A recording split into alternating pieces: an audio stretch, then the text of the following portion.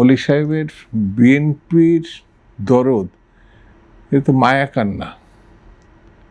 বিএনপির মধ্যে তিনি থাকতেন, বিএনপির সঙ্গে রাজনীতি করতেন, তাহলে বোঝা যেত। তিনি তো একজন মুক্তিযোদ্ধা হিসাবে একাও দাঁড়িয়ে থাকলেও তো তিনি একজন মানুষ হিসেবে, তিনি যার সঙ্গে যুদ্ধ করে মুক্তিযোদ্ধা হয়েছেন তার সঙ্গে চলে গেছেন, মানে সেই রাজাকারদের সঙ্গে চলে গেছেন।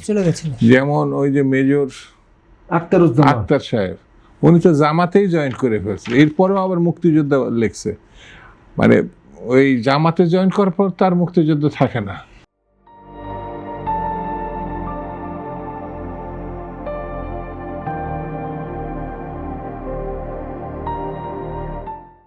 কারণ এই জায়গায় একটা স্পষ্ট জিনিস, আপনি 71 মানেন কিনা, মানেন না, তাহলে পরে আপনি পাকিস্তানি পন্থী বা পাকিস্তানের লোক।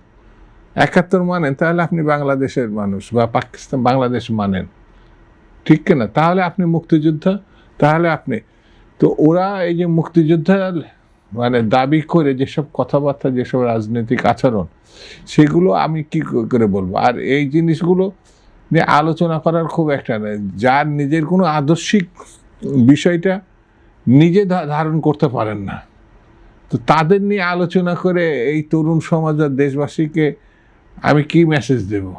এদের তো কোনো রাজনৈতিক চরিত্রই নাই, আদর্শিক কোনো বলাই নাই।